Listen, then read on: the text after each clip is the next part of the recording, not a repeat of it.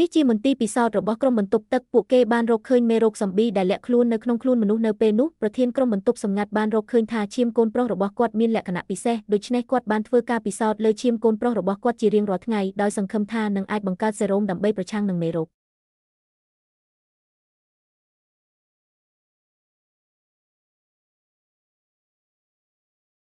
ម៉ាក់ឲ្យម៉ាក់ខ្ញុំមិនអាចបន្តជក់បារីក្នុងភ្លៀងបានទេព្រោះក្មេងនៅតូចនៅឡើយខ្ញុំនឹងបន្ត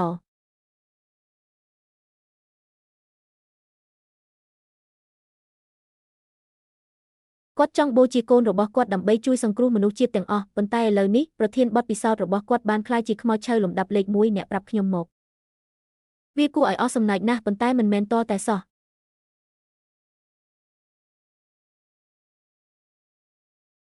បងស្រីច្បងលាហើយ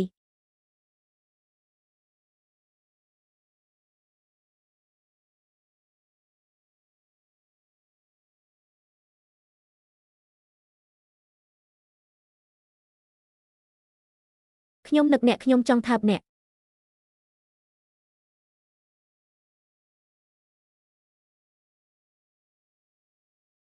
ប្រសិនបើអ្នកមិននិយាយបន្ទាប់មកយើងនឹងរងចាំការយល់ព្រមពីអ្នក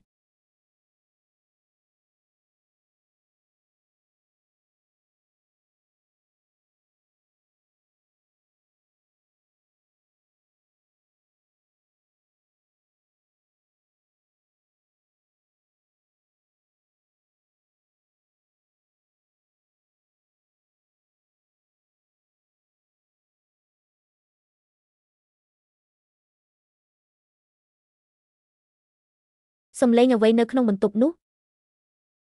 ហាហាហាម៉ាក់ខ្ញុំមកដល់ហើយអឺម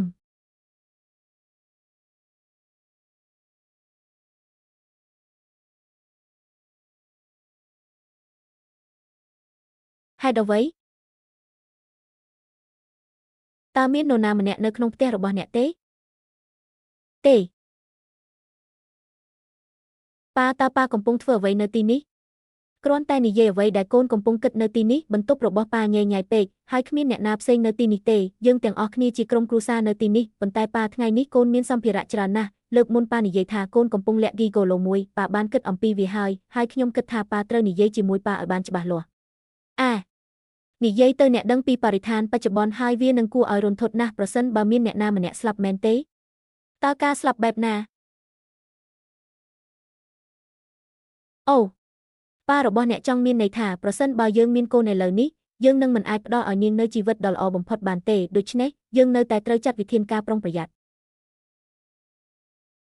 ហាហាហាយូវ័យឲ្យអ្នករាល់គ្នាមិនអាចគិតតែពីសុភមង្គលរបស់ខ្លួនឯងបានទេមិនអីទេខ្ញុំយល់ហើយល្អណាស់ដែលអ្នកយល់ម៉ាក់របស់ស្វីឌីមានឆាត់តូចជាច្រើនបើអ្នកត្រូវការវាកុំនិយាយអ្វីទៀតខ្ញុំហ៊ាននឹងសម្លាប់ពួកគេហើយខ្ញុំបានបាញ់ពួកគេរួចហើយតើអ្នកឃើញតំបន់សុវត្ថិភាពនេះទេខ្ញុំបានជីកវាចេញដោយម្រាមជើងរបស់ខ្ញុំអូតើអ្នកខ្លាចអ្វីប្រាប់ខ្ញុំមកតើមានអ្នកណាផ្សេងទៀតនៅក្នុងបន្ទប់នេះទេ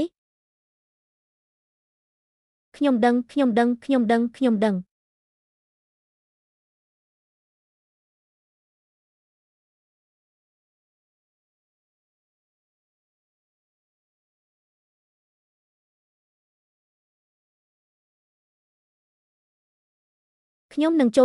ខ្ញុំនឹងចូលគេងហើយខ្ញុំពិតជាត្រូវការគេងមែនឈ្មោះកូនប្រុសខ្ញុំបានបង្កឲ្យមានបញ្ហាធំមួយបាតុភូតចម្លែកនៃសេចក្តីស្លាប់ធ្វើឲ្យខ្ញុំចង់រស់នៅលើភពមួយផ្សេងទៀត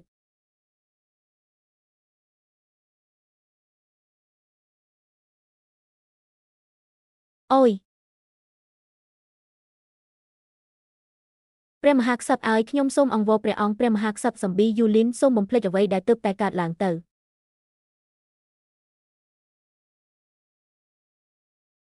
ខ្ញុំមិនមែនជាស្ដេចសំប៊ីទេខ្ញុំជាគីហ្គោឡូរបស់អ្នក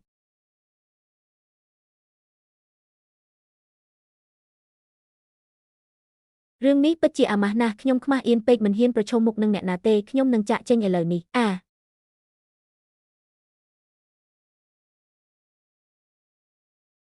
មិនអីទេអ្នកអាចទៅបានរបួសដែលអ្នកធ្លាប់រងរបួសពីមុនគឺគ្មានអ្វីទាំងអស់ខ្ញុំធ្លាប់រងរបួសតែម្នាក់ឯងហើយតើខ្ញុំពិតជាមនុស្សប្រភេទនោះមែនទេតើនេះជាទង្វើបំផ្លាញខ្លួនឯងមែនទេ ហើយឥឡូវនេះអ្នកមិនឯកាទេអ្នកនៅតែមានខ្ញុំមែនទេ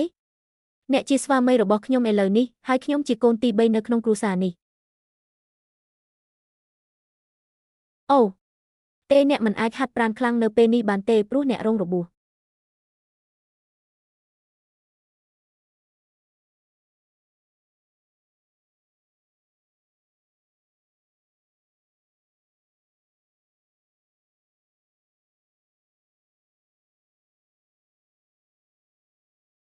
ឃើញទេសរសៃវ៉ែននៅលើដៃរបស់គាត់សិចស៊ីណាស់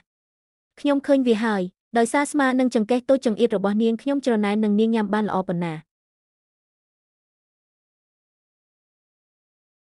សួស្តីសឹកខ្សោយដែលរងរបួសគួរតែដេកចុះហើយនៅឲ្យឆ្ងាយពីផ្លូវជំនួសឲ្យការរំខានដោយក្បាលធំនិងជើងធំរបស់វាអ្នកទន់ខ្សោយដែលរងរបួសគួរតែដេកចុះហើយឈប់អូសទាញមនុស្សគ្រប់គ្នាឲ្យដួលនិងធ្វើជាការរំខាន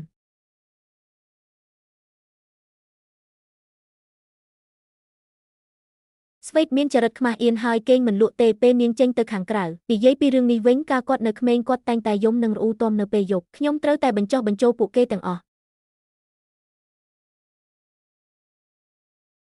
ការពិតដែលថាគាត់មិនយំពេលគាត់ដេកជាមួយខ្ញុំអាចជាបញ្ហារបស់អ្នកគាត់ធ្លាប់និយាយថាកាលគាត់នៅក្មេងថ្ងៃណាមួយគាត់នឹងរៀបការជាមួយខ្ញុំហេតុអ្វីបានជាអ្នកមកយឺតគួរលើសពីអ្នកចាស់ពីព្រោះគាត់បានប្រកួតប្រជែងនិងតស៊ូដើម្បីវាតើអ្នកកំពុងធ្វើអ្វីតាក់ពាក្យដើម្បីអ្វីនោះមិនមែនជាស្ត្រីទេវាមិនមែនជារឿងរបស់ខ្ញុំទេដែលអ្នកដាក់ដៃលើគាត់ដួលដោយខ្លួនឯងស្រមុក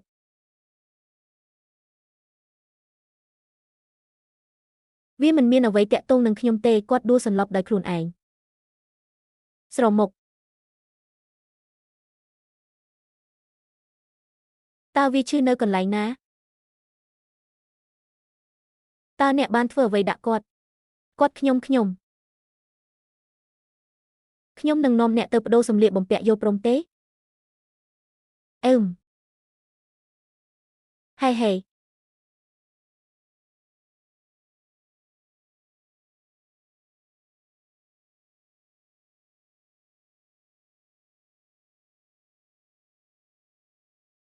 អូត្រូវហើយតើអ្នកអាចធំក្លិនវាបានទេខ្ញុំមានអារម្មណ៍ថាមូលដ្ឋានសុវត្ថិភាពនេះពោរពេញទៅដោយក្លិនក្រអូបនៃតែនាពេលថ្មីនេះ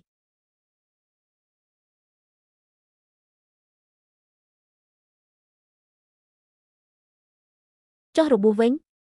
វាគួរតែជាសះស្បើយហើយមែនទេ